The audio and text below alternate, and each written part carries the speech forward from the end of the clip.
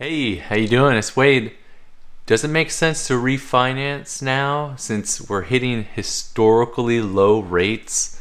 Well, it depends. It depends on your situation. So let's talk about that and let's dive into the content.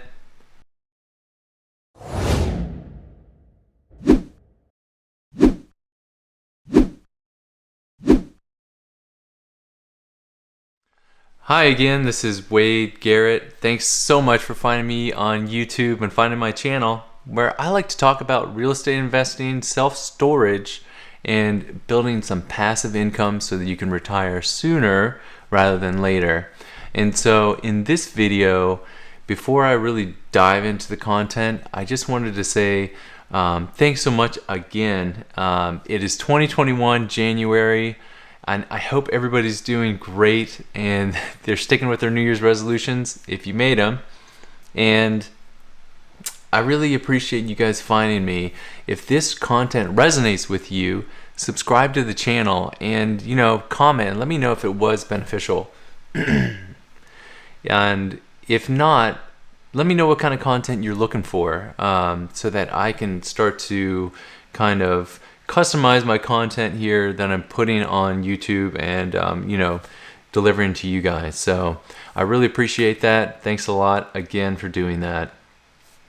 And so, does it make sense to refinance now? I feel like every week there's a new low that we're hitting with mortgage rates, and it's just crazy to continue to see it. I know personally, I don't know, maybe 6 months ago, we refinanced our home and we saw a huge windfall of savings. And especially when you look at it over a year, a full year of time. And so I want to go into that. I want to talk about that.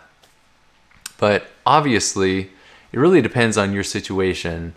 What I would do and what we did is we looked at kind of like a cost benefit analysis, because there's a certain amount that a mortgage broker or a bank is going to charge you to do that refinance.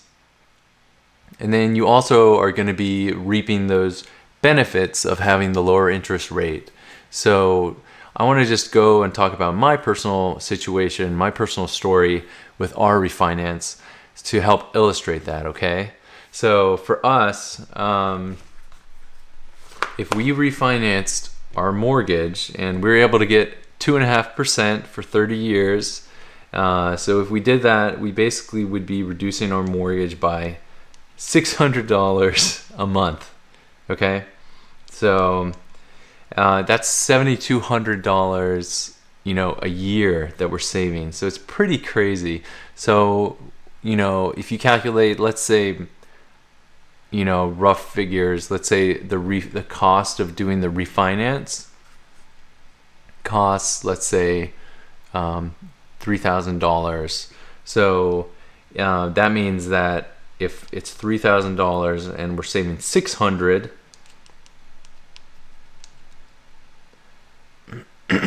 so that means in about 5 months we would have paid off the cost of the refinance, and then everything on top of that was just extra savings.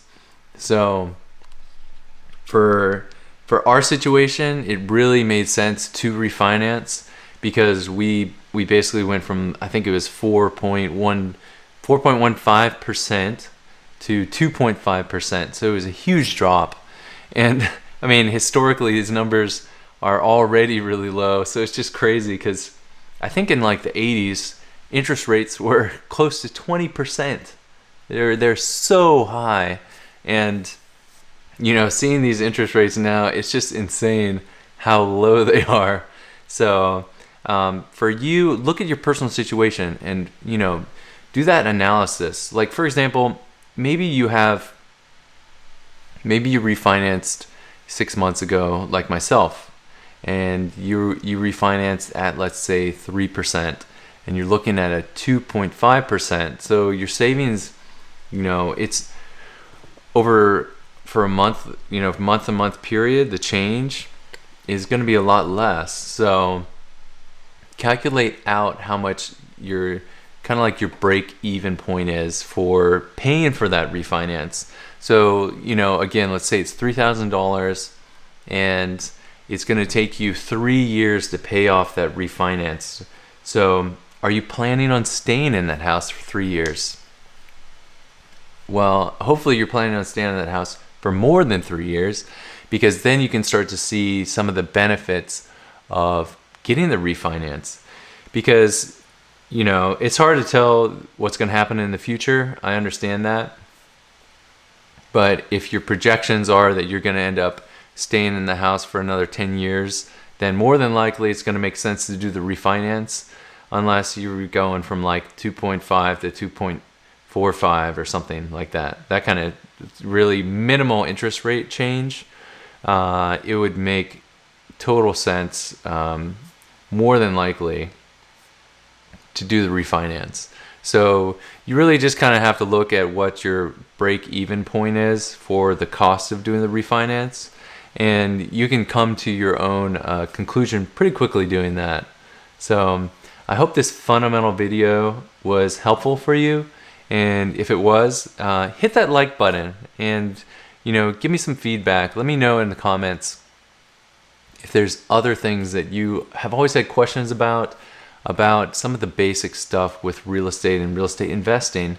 And I'll do my best to try to get that content to you in a digestible way here on my channel. So until the next one, I hope you guys have a great day, and I can't wait to see you then. Bye.